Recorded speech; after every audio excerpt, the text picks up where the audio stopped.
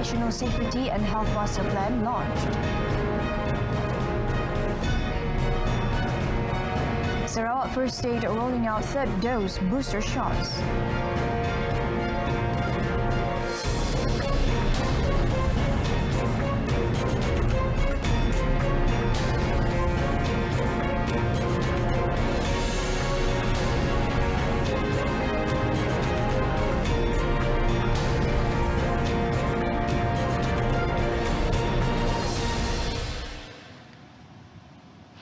Hello and good evening. Thanks for joining us. You're watching news at 10 with me, Shuhaida Arifin.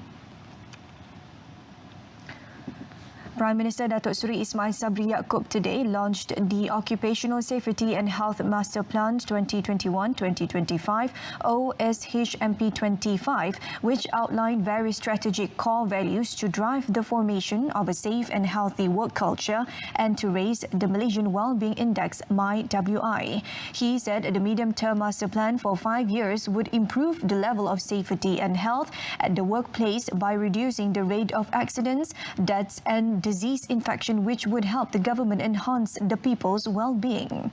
In his speech when launching the master plan virtually today, the Prime Minister said OSHMP 25 was formulated after taking into consideration the current working scenario, which has changed.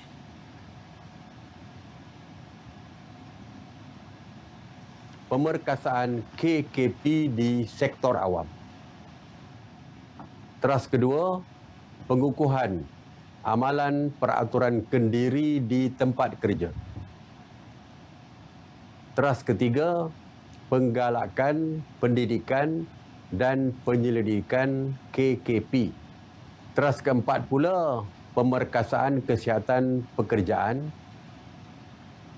Teras kelima, peningkatan pematuhan KKP di sektor perusahaan kecil dan sederhana PKS.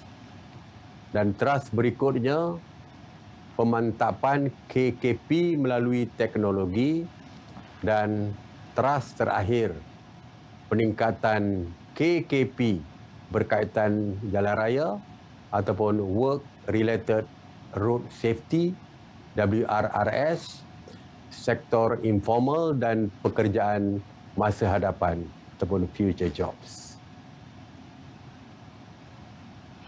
Meanwhile, Datuk Seri Ismail Sabri described the Perdana Fellows program as hugely beneficial, as many of its participants are successful in the public and private sectors and even politics. Speaking at the 2021 Perdana Fellows Participations Handover Ceremony in Putrajaya, the Prime Minister said the objective of the program is to provide exposure to young people to understand and learn how ministries are governed.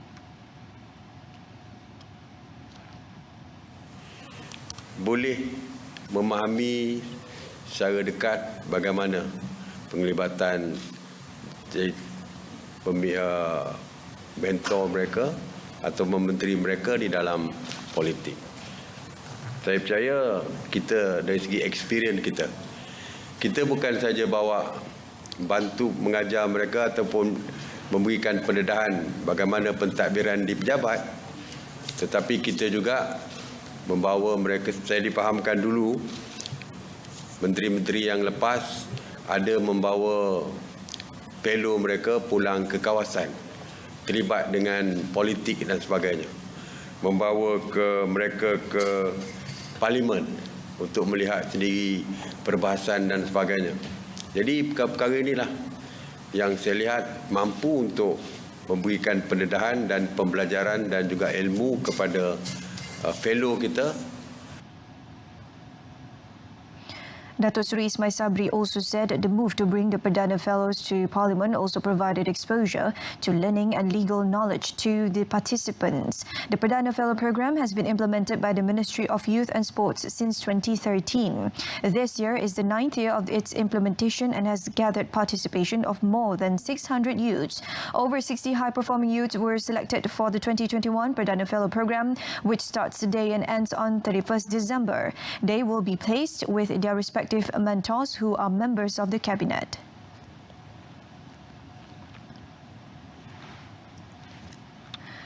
Sarawak has begun administering the third dose and booster shots of the COVID-19 vaccine for the people today. State Health Deputy Director Public Health Dr. Rosmawati Arifin in a statement today said the third dose and booster shots would give additional protection to their recipients, especially those in the high-risk group. She said the third dose will be given to approximately 11,900 individuals who are immunocompromised or have a weakened immune system due to illness, certain medicines or treatments.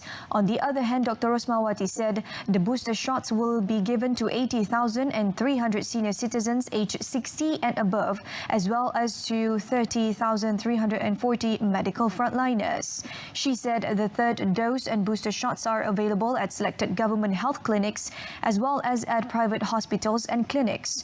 Those eligible can contact the clinics to set their appointments. She added that the list of the clinics and hospitals involved will be announced soon and updated from time to time to facilitate the appointment booking process.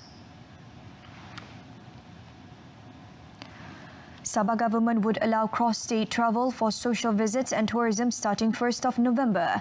Chief Minister Datuk Seri Panglima Haji Jino, however, said this permission is conditional as the state's adults must be fully vaccinated against COVID-19 and must undergo their RT-PCR or RTK antigen saliva swab test 3 days before their trip. He added that the adolescents aged 12 to 18 must have at least received the first dose of vaccine, while children aged below 12 must be accompanied by their fully vaccinated parents or interstate travel.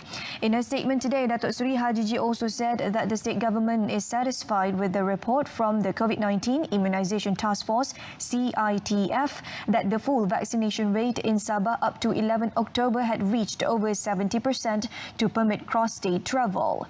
In line with this, he said the state government also agreed to allow inter-district travel across Sabah beginning tomorrow. However, the conditions are the same as that set for interstate travel.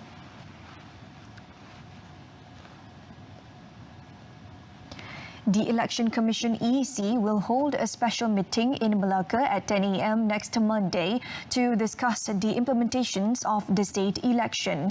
EC Secretary Datuk Ikmaruddin Ishak in a statement said the meeting, which will be chaired by EC Chairman Datuk Abdul Ghani Saleh, will discuss, among others, the main dates concerning the election. This would include the date for the issuance of the writ of election, nomination day, polling day and the electoral roll to be used. Datuk Ikmaruddin said a press conference will be held after the meeting. On 4th October, 4 Melaka Assemblymen declared that they have lost confidence in Chief Minister Datuk Seri Sulaiman Mat Ali. It led to the dissolution of the State Assembly and paved the way for the state election.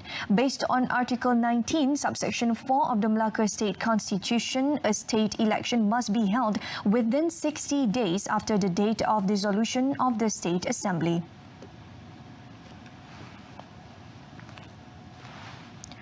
Work to improve and maintain critical assets at the Sungai Selangor Water Treatment Plant Phase 1, LRA SSP1, started at 9 a.m. today and is scheduled to be completed at 11 p.m. Air Selangor Sendirian Berhad Air Selangor Head of Corporate Communication, Elina Basri, in a statement today said water supply is expected to be fully restored at 9 p.m. this Saturday. She said water supply will be channeled in stages to consumers from 5 p.m. tomorrow after the water supply system is stabilized. The duration of water supply disruption and restoration in the affected areas will vary depending on the location of the consumer's premises and the water pressure on the water supply distribution system.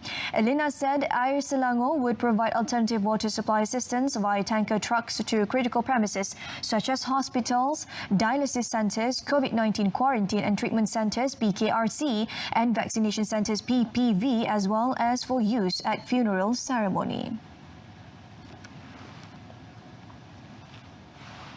A 2-year wait to perform the Umrah due to interruptions brought about by COVID-19 culminated into reality when 11 pilgrims left for Saudi Arabia today.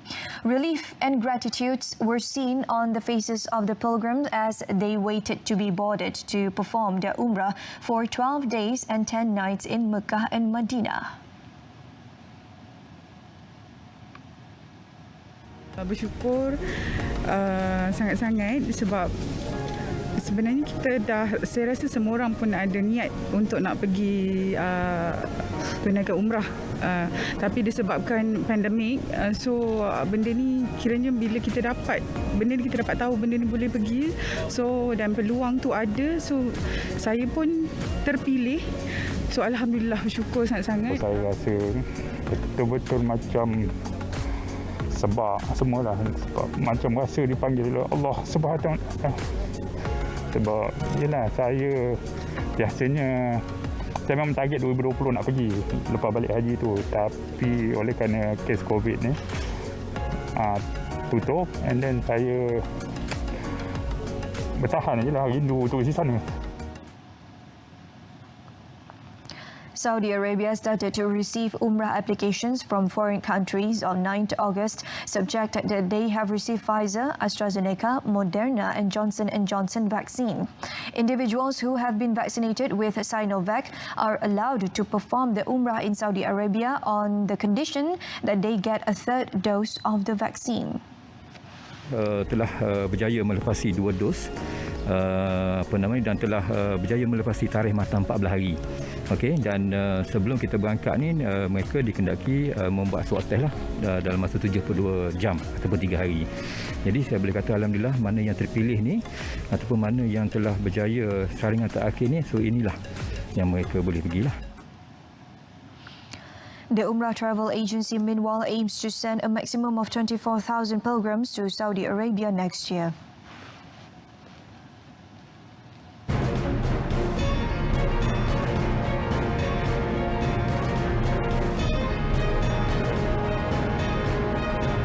Coming up, Malaysia urges Sudan to honour bilateral treaty.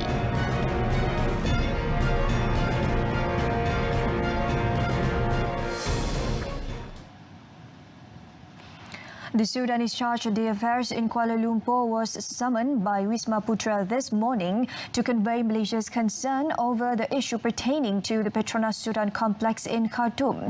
Several media outlets had reported the Sudanese transitional government is seeking to confiscate assets belonging to Malaysia's national oil company, including the complex.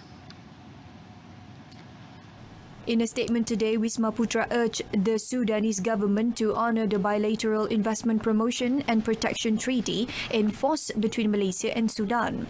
The statement said as the complex also housed the Malaysian embassy, the Sudanese side is also urged to observe the sanctity of a diplomatic premise as provided for under the Vienna Convention on Diplomatic Relations 1961. The ministry has been working closely with Petronas, including through Malaysian embassy in Khartoum, to resolve the matter since the issue surfaced in December 2020. It added that despite the commencement of arbitration proceedings initiated by Petronas, the ministry remains hopeful for timely and amicable resolution on the issue with the view of preserving the long-standing brotherly relations between Malaysia and Sudan. Wisma Putra also said that all Malaysians residing and registered with Malaysia's embassy in Khartoum were safe. Malaysia has succeeded in attracting foreign investment commitments totaling some 35.97 billion ringgit with a potential of creating more than 28,000 job opportunities. This success was mainly due to the aggressive and proactive efforts of the Ministry of International Trade and Industry, MITI's various trade and investment delegations sent to several countries all over the world. Pelbagai usaha berterusan telah dilaksanakan di peringkat di dalam negara dan juga menarik pelabur luar dalam mengekalkan Malaysia sebagai destinasi pelaburan terpilih. Inisiatif tersebut adalah seperti berikut. Pertama, menawarkan pakej pengecualian cukai istimewa bagi menggalakkan syarikat asing memindah operasi mereka ke Malaysia ataupun menubuhkan operasi baru dan menjadikan Malaysia sebagai pusat rangkaian bekalan antarabangsa. Dan kedua, menggalakkan syarikat-syarikat wujud untuk menjalankan pelaburan semula dengan memperkenalkan Special Reinvestment Allowance dengan izin RA bagi sektor perkilangan. Dan ketiganya, memperkenalkan dasar pelaburan baru negara berteraskan aspirasi pelaburan negara.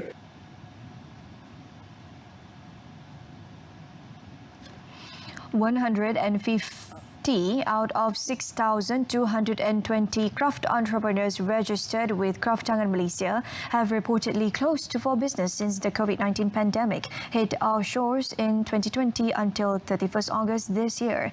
Deputy Minister of Tourism, Arts and Culture Datuk Seri Dr. Santara Kumar said most of them left due to several factors including age, health, opportunities in other fields and challenges brought by the COVID-19 pandemic. To avoid the situation from getting any worse, the Tourism, Arts and Culture Ministry has prepared a program based on skills to ensure competitive spirit within the craft industry continues to be maintained. Responding to a question from Senator Datuk Isa Abdul Hamid, Datuk Seri Dr. Santara Kumar said among the assistance provided by the ministry were in non-financial forms such as the Skills and Skills Upgrading Program, Craft Community Skills Development Program, as well as providing a one-off financial assistance involving 1.836 million ringgit under the People and Economic Strategic Empowerment Program Pemerkasa. Program Pembangunan Perintisan Kemahiran PPPK yang dilaksanakan untuk membantu usahawan kraf mendapatkan tenaga kerja. Yang keduanya menawarkan kemudahan latihan tenaga kerja baru kepada belia, penganggur dan individu yang terkesan akibat daripada COVID. Peluang pekerjaan bersama usahawan kraf yang terpilih selama untuk 6 bulan. Inilah sebabnya bahasa kebangsaan kita luntur.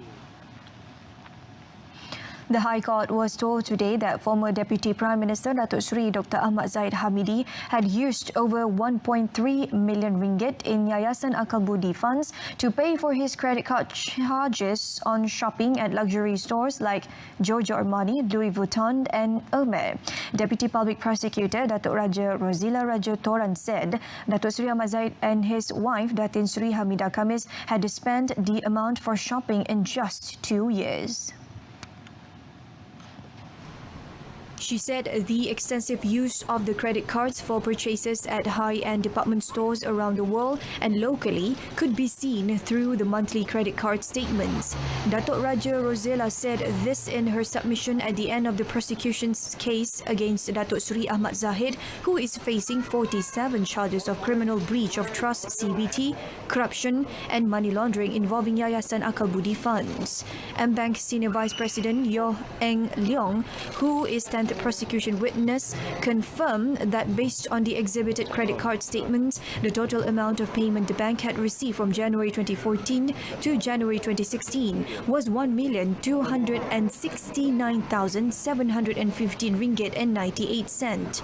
Datuk Raja Rozela said Datuk Seri Ahmad Zahid also used Yayasan Akal Budi's monies to pay the road tax and insurance of 20 vehicles which belonged to him, his wife, BZ Motors and Johari Janan between January and September 2015. The hearing before Judge Datuk Colin Lawrence Sequeira continues tomorrow.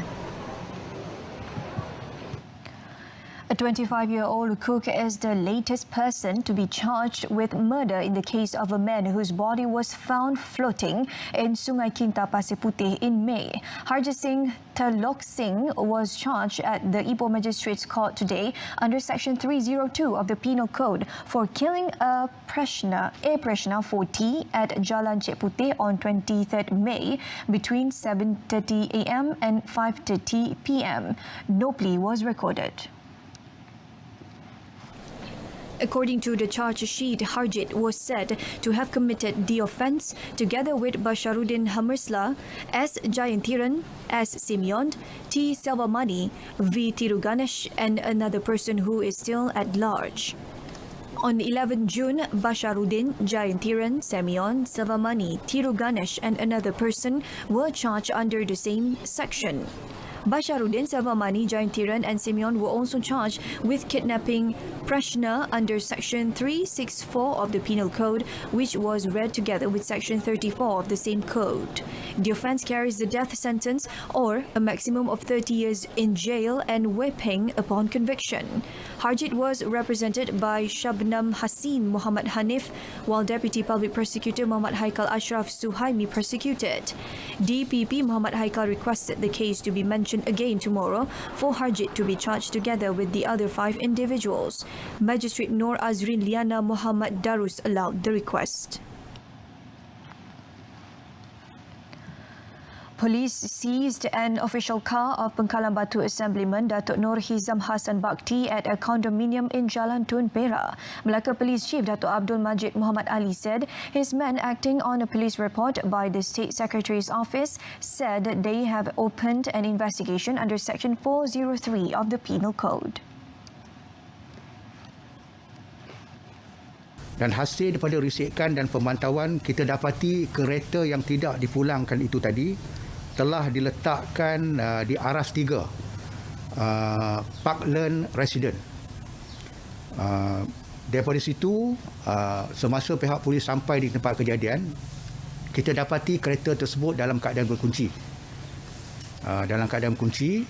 Dan kita mohon kepada salah satu esko yang tidak memulangkan kenderaan tadi supaya datang menyerahkan balik kunci dan apa-apa juga aset kerjaan yang ada pada kereta tersebutlah. Tetapi esko itu tidak datang, yang datang hanya pemandu, dan pemandu dia telah menyerahkan kunci kereta tersebut kepada pihak polis. Under Section 403, whoever dishonestly misappropriates or converts to his own use or causes any other person to dispose of any property is liable to between 6 months and 5 years in prison with whipping and a fine upon conviction. The victory of the young Malaysian shuttlers in thrashing Canada 5-0 in the opening Group D match to confirm their quarter-final spot in the Thomas Cup has brought relief to BAM coaching director Wong Chun Han. The win was a boost for the team and the perfect tonic ahead of their last Group D tie against Japan on Thursday. According to Wong, despite some of the weaknesses shown by the athletes, they were quick in improving and adapting themselves in the tournament. Bagi saya satu pendekatan yang bagus dan juga satu ability yang baguslah bagi saya kerana mereka dapat mengatasi ini rasa cemas dan juga rasa jittery itu. Bagi saya nampak melalui game match ini mereka boleh lebih bersedia lah untuk match yang akan datang. Ya. During the match, world number 8 Lee Zijia got the ball rolling by handing Malaysia the first point with a confidence-boosting win of 21-18, 21-13 over Canada's world number 39 Brian Yang in the first singles.